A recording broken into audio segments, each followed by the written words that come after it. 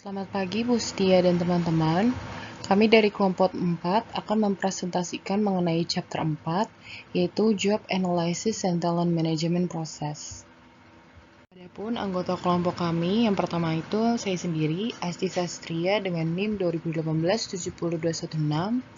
Lalu selanjutnya ada Maria Magdalena Siahan dengan NIM 2020-767. Ada Zakila Clarissa dengan NIM 2020-770. Lalu yang terakhir, Emma Jovanka dengan NIM 2020-771. Kita masuk ke bagian yang pertama, yaitu Talent Management Process. Talent Management Process. Nah, jadi manajer secara tradisional memandang aktivitas-aktivitas ini sebagai serangkaian langkah. Nah, kita bisa lihat yang pertama, memutuskan posisi apa yang akan diisi melalui analisis pekerjaan, perencanaan personel, dan peramalan. Lalu yang kedua, membangun kumpulan pelamar kerja dengan merekrut kandidat internal atau eksternal. Selanjutnya, dapatkan formulir aplikasi dan mungkin lakukan wawancara penyaringan awal. Lalu selanjutnya, gunakan alat seleksi seperti tes, wawancara, pemeriksaan latar belakang, dan ujian fisik untuk mengidentifikasi kandidat yang layak. Lalu, putuskan kepada siapa akan mengajukan penawaran. Selanjutnya, mengorientasikan, melatih, dan mengembangkan karyawan agar memiliki kompetensi untuk melakukan pekerjaannya. Selanjutnya, menilai karyawan untuk menilai kinerja mereka. Dan yang terakhir, kompensasi karyawan untuk mempertahankan motivasi mereka. Selanjutnya, manajer yang melakukan pendekatan talent management cenderung melakukan tindakan sebagai berikut. Yang pertama, manajer memulai dengan hasil dan bertanya mengenai tindakan perekrutan, pengujian, pelatihan, atau pembayaran apa yang harus diambil untuk menghasilkan kompetensi karyawan yang dibutuhkan untuk mencapai tujuan perusahaan. Lalu selanjutnya, manajer memperlakukan aktivitas seperti perekrutan dan pelatihan sebagai hal yang saling terkait. Lalu, manajer menggunakan profil yang sama dari keterampilan, pengetahuan, dan perilaku manusia yang diperlukan untuk merumuskan rencana rekrutmen pekerjaan, seperti untuk membuat seleksi, pelatihan, penilaian, dan keputusan kompensasi. Lalu, untuk memastikan semua kegiatan terfokus pada tujuan yang sama, manajer akan mengambil langkah-langkah untuk mengkoordinasikan fungsi talent management.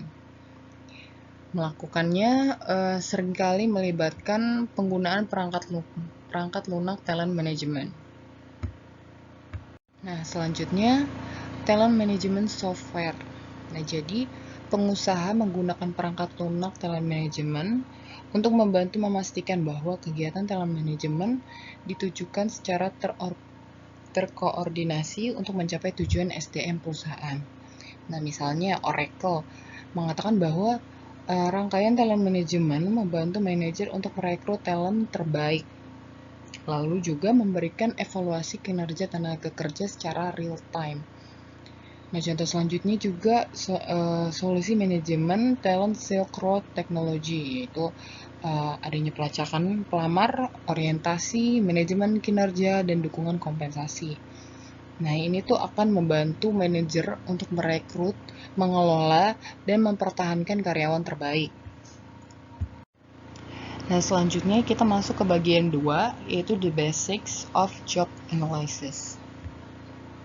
Lalu, apa itu analisis pekerjaan atau job analysis? Nah, jadi analisis pekerjaan adalah prosedur di mana digunakan untuk menentukan tugas posisi perusahaan dan karakteristik orang-orang yang akan dipekerjakan untuk perusahaan. Nah, jadi analisis pekerjaan menghasilkan informasi untuk menulis deskripsi pekerjaan dan pekerjaan spesifikasi. Contohnya seperti orang seperti apa sih yang akan dipekerjakan untuk pekerjaan tersebut.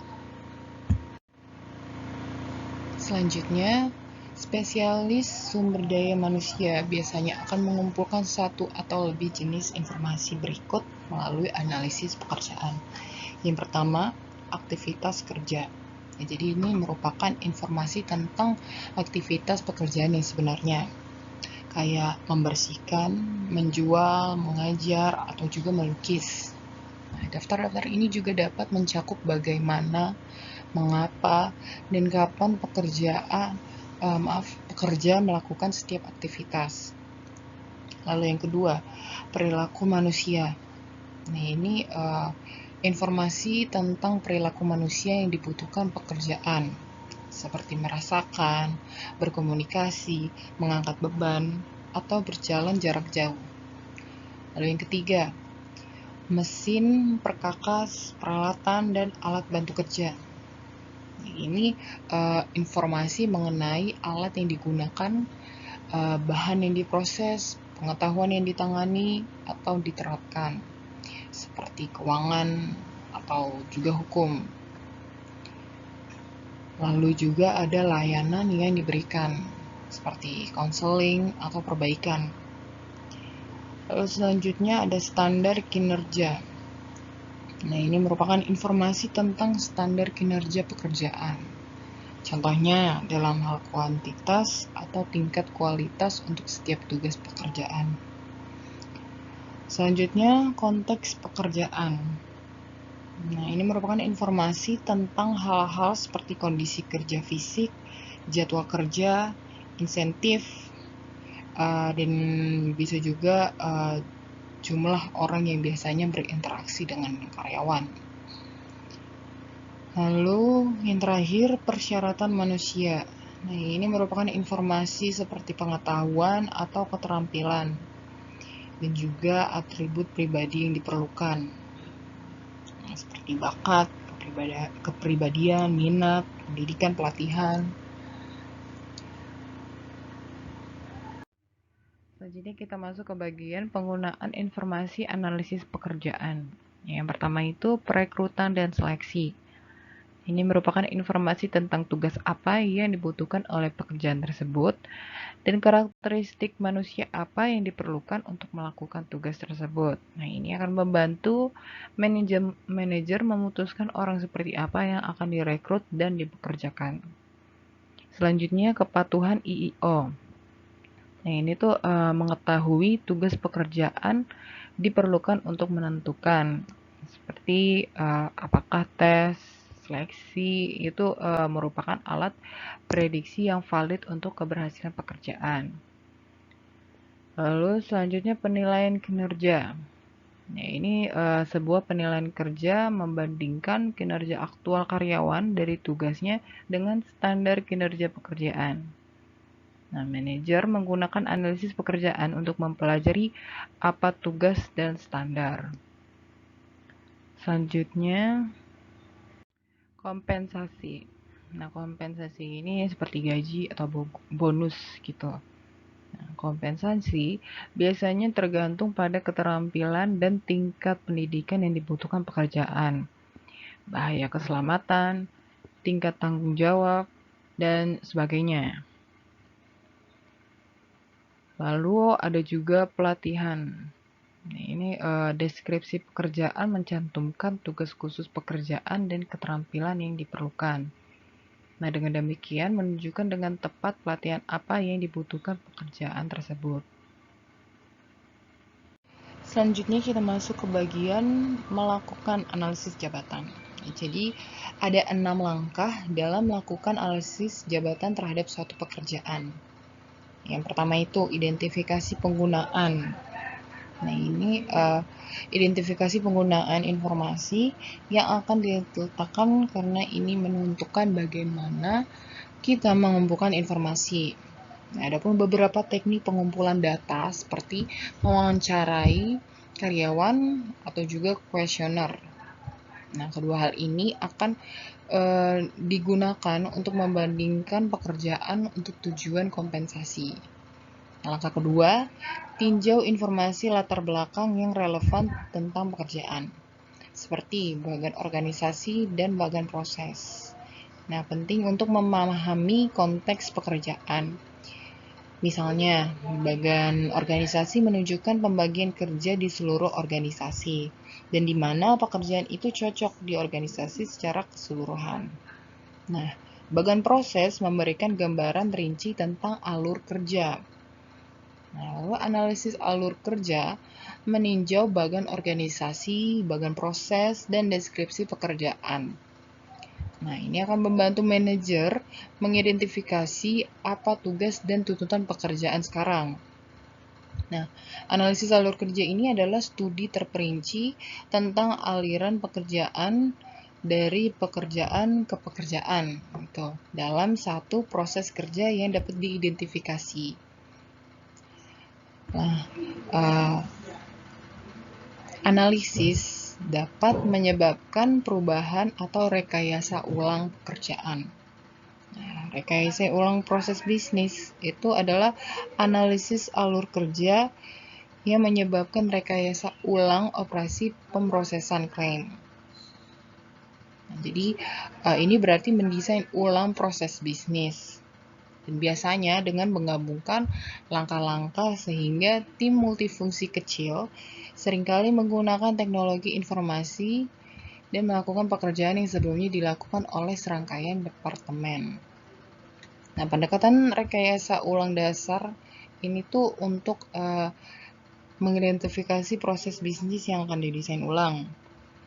Bisa juga mengukur kinerja proses yang ada, mengidentifikasi peluang untuk meningkatkan proses, mendesain ulang dan menerapkan cara baru melakukan pekerjaan, lalu juga menetapkan kepemilikan set tugas yang sebelumnya terpisah kepada individu atau tim yang menggunakan sistem komputerisasi baru untuk mendukung pengaturan baru.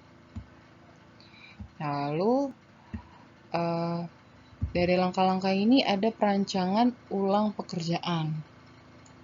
Nah, saat ini sebagian besar setuju bahwa pekerjaan khusus dapat menjadi bumerang. Nah, misalnya dengan melemahkan semangat kerja. Para ahli biasanya menyarankan dua cara untuk mendesain ulang pekerjaan khusus agar lebih menantang. Dengan itu, perluasan pekerja. Nah, ini berarti menugaskan pekerja tambahan aktivitas tingkat yang sama. Ada juga rotasi pekerjaan. Nah, berarti memindahkan pekerja secara sistematis dari satu pekerjaan ke pekerjaan lain. Nah, ada juga pengayaan pekerjaan.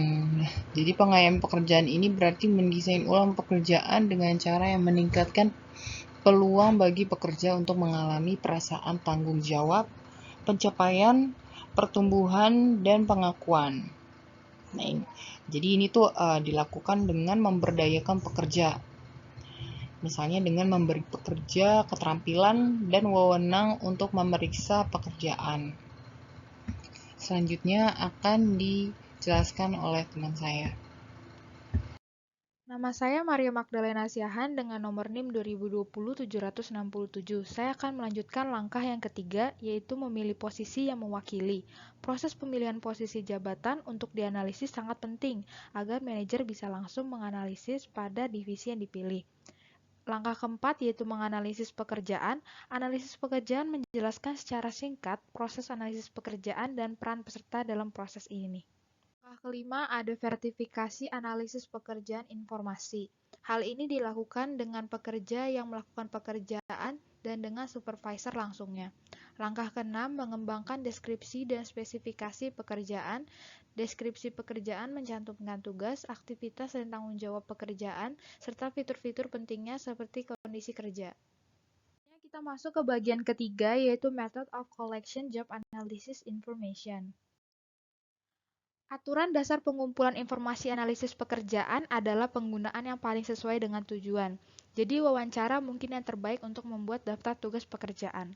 Sebelum benar-benar menganalisis pekerjaan, yang kita harus ingat ada beberapa hal. Yang pertama, jadikan analisis pekerjaan sebagai upaya bersama oleh manajer sumber daya manusia, pekerja, dan supervisor.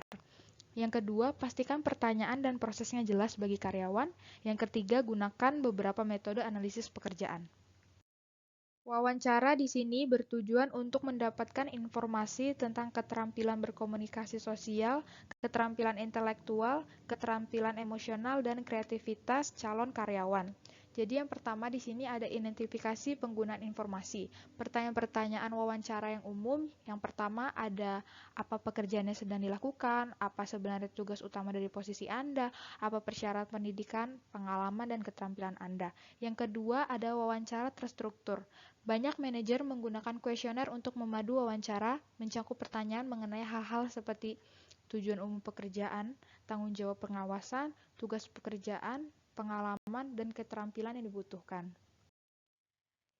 Yang ketiga ada pro dan kontra. Penggunaan wawancara yang luas mencerminkan keuntungan. Pewawancara yang terampil juga dapat menggali informasi dan untuk menghindari distorsi informasi yang menjadi masalah utama. Yang keempat yaitu pedoman wawancara. Yang pertama ada jalin hubungan dengan orang yang diwawancarai. Yang kedua gunakan paduan struktur yang berisi daftar pertanyaan. Yang ketiga, pastikan Anda tidak mengabaikan aktivitas penting yang jarang dilakukan. Minta pekerja untuk membuat daftar tugas-tugas dalam urutan kepentingan dan frekuensi kejadian. Yang terakhir, setelah menyelesaikan wawancara, tinjau informasi tersebut dengan supervisor pekerja. Selanjutnya ada kuesioner. Kuesioner di sini adalah cara yang cepat dan efektif untuk mendapatkan informasi dari sejumlah besar karyawan. Kuesioner lebih murah dibandingkan wawancara, namun kuesioner dapat memakan waktu dan karyawan dapat mengubah jawaban mereka. Pengamatan langsung sangat berguna ketika pekerjaan sebagian besar terdiri dari aktivitas fisik yang dapat diamati, namun juga tidak berguna jika karyawan hanya sesekali terlihat dalam kegiatan penting.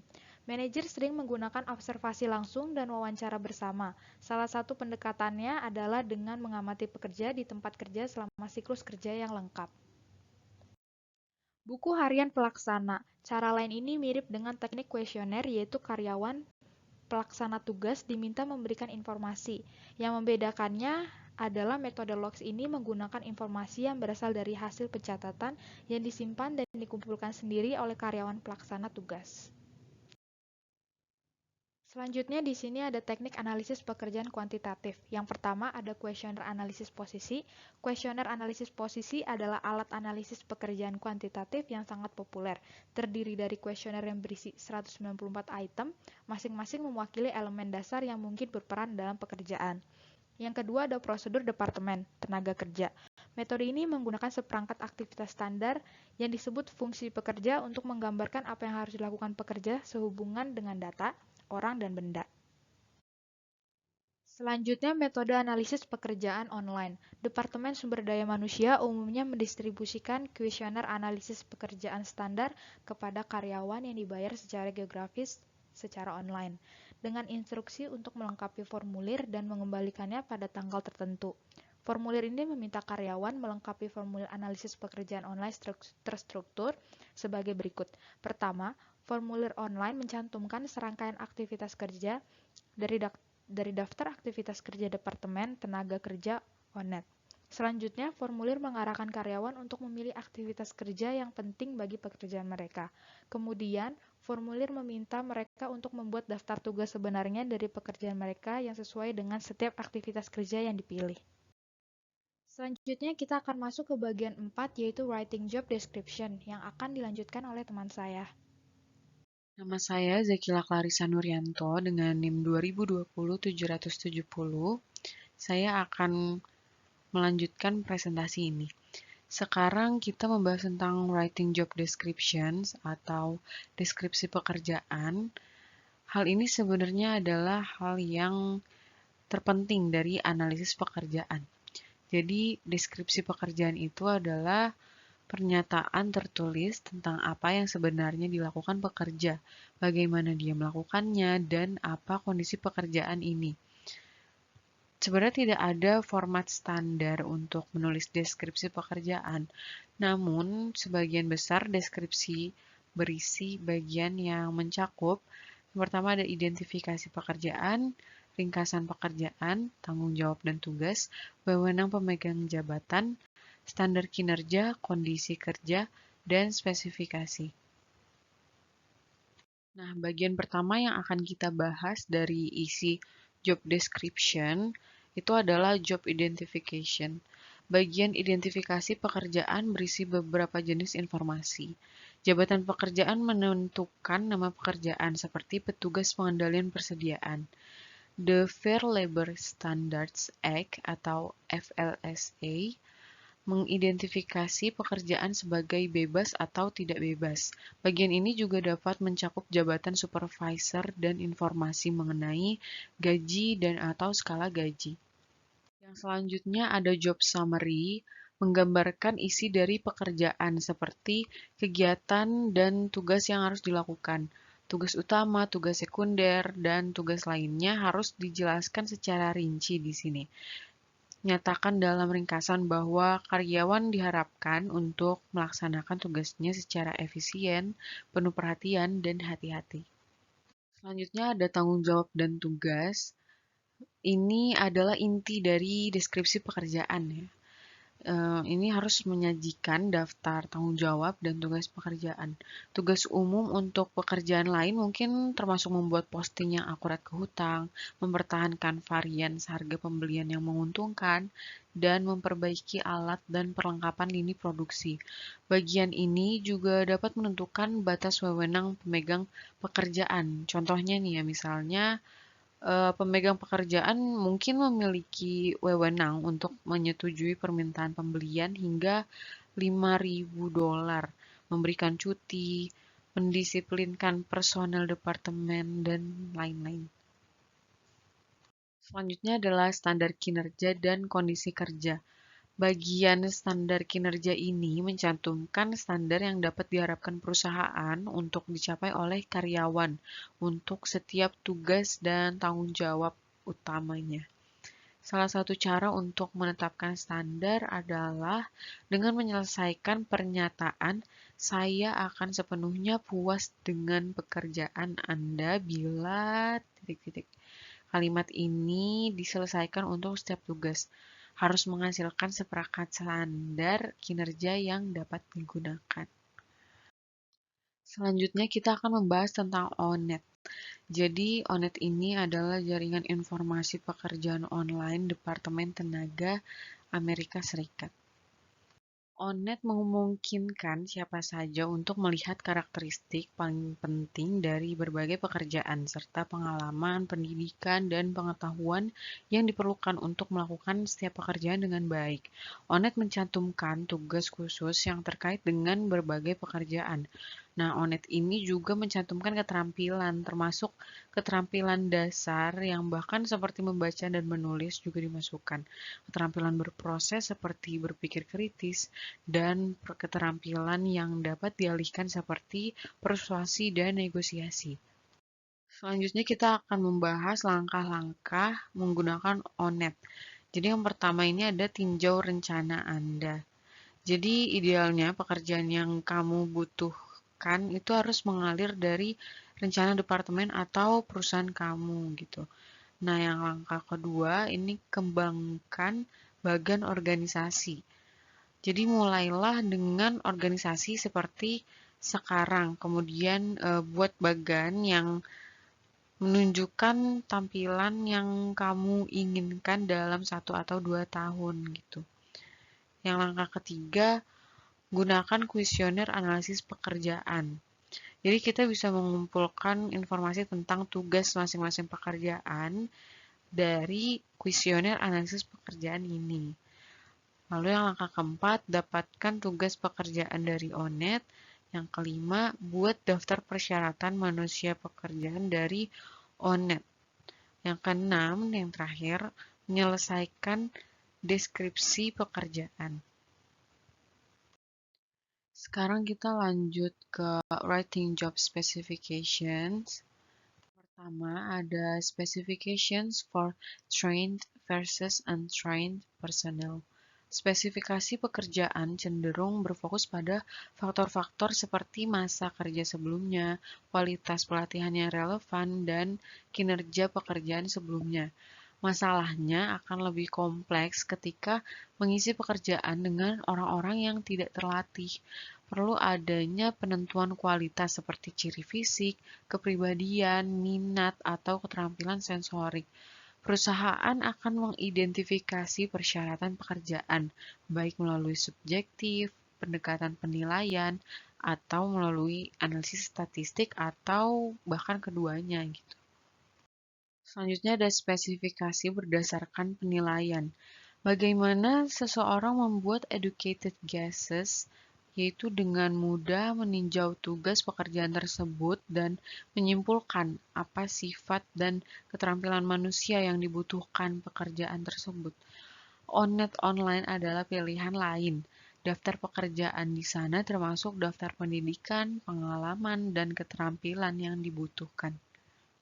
Selanjutnya, spesifikasi pekerjaan berdasarkan analisis statistik. Tujuannya ini adalah menentukan secara statistik hubungan antara beberapa prediktor sifat manusia seperti tinggi badan, kecerdasan, atau ketangkasan jari, dan beberapa indikator atau kriteria efektivitas pekerjaan seperti kinerja yang dinilai oleh supervisor.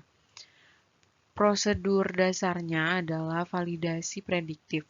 Prosedur ini memiliki 5 langkah, yaitu yang pertama, menganalisis pekerjaan dan memutuskan bagaimana mengukur kinerja pekerjaan. Yang kedua, memilih ciri-ciri pribadi seperti ketangkasan kinerja. Yang ketiga, menguji calon. Yang keempat, mengukur calon-calon mengenai kinerja pekerjaan berikutnya. Dan yang terakhir, secara statistik menganalisis hubungan antara sifat manusia dan kinerja pekerjaan. Selanjutnya akan dilanjutkan oleh teman saya. Nama saya Emma Jovanka, NIM 2020-771. Saya akan melanjutkan presentasi teman saya. Selanjutnya ada The Job Requirements Matrix.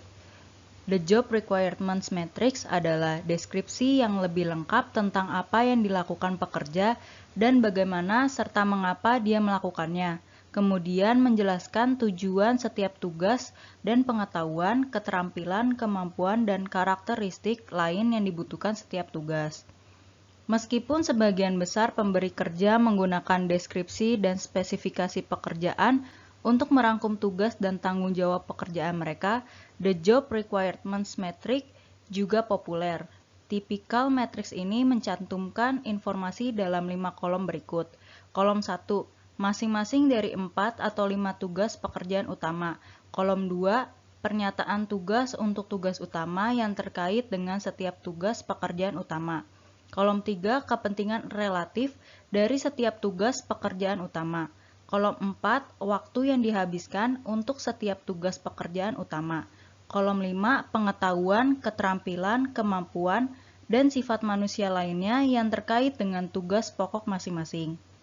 Langkah utama dalam menciptakan pekerjaan ialah melibatkan penulisan pernyataan tugas.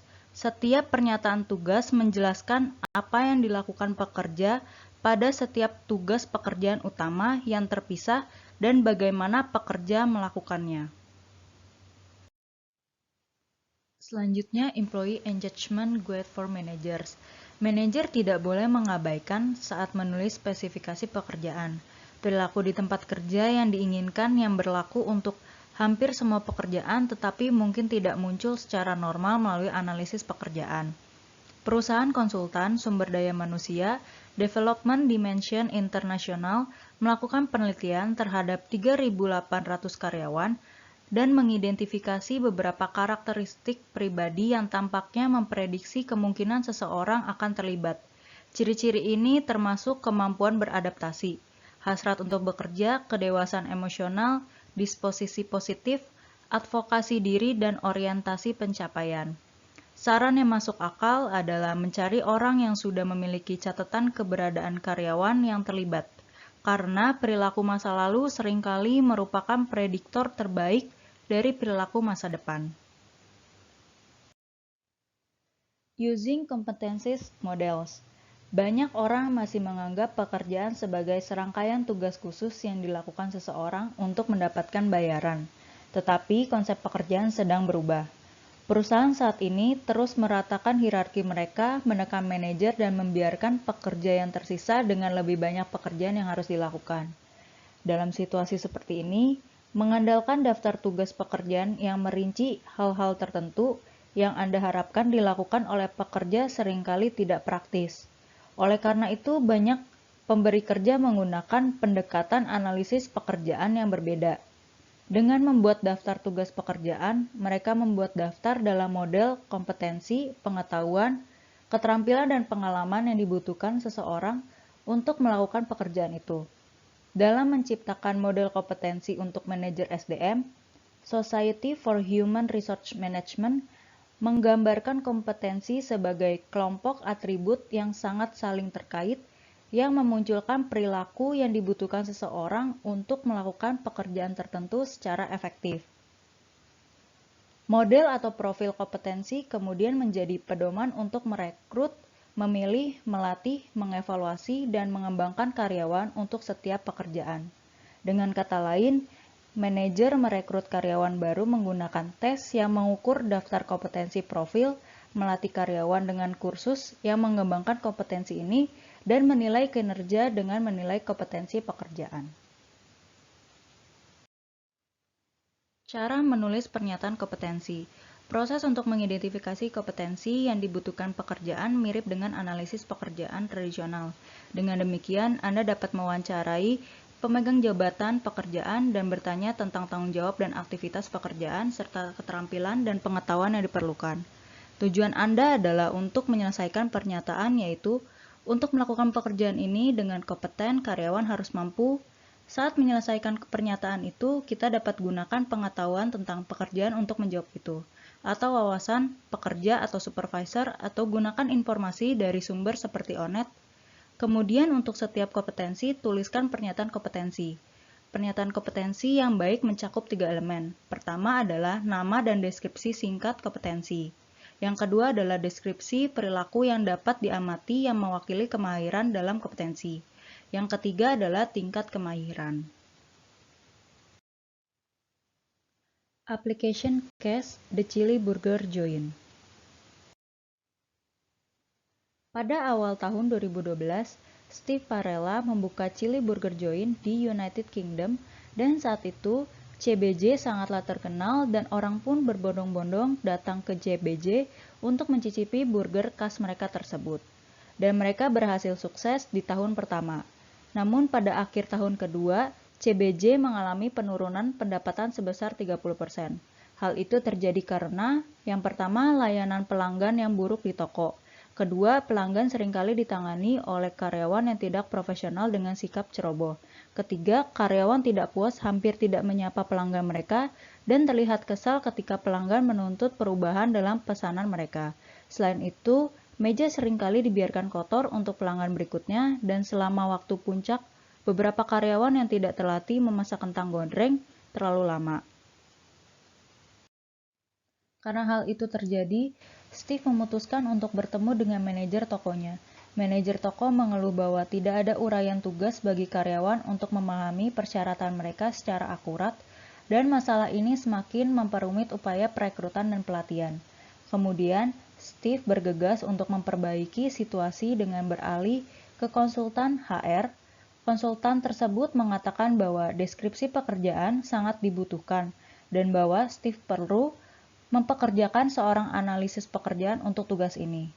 Steve menolak saran tersebut dan percaya bahwa tidak perlu mengeluarkan waktu dan biaya ekstra yang diperlukan untuk melakukan deskripsi pekerjaan, dan karena itu memutuskan untuk mengganti manajer toko.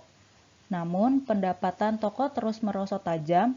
Setelah 4 tahun membuka, Steve akhirnya memutuskan bahwa sudah waktunya untuk menutup toko tersebut. Question. Yang pertama, haruskah Steve mengikuti nasihat konsultan dan menyiapkan uraian tugas? Apakah menurut Anda kerugian toko adalah kesalahan manajer toko atau karena tidak adanya uraian tugas? Yang kedua, jika Anda seorang analisis pekerjaan, metode apa yang akan Anda terapkan untuk melakukan analisis pekerjaan di CBJ dan mengapa?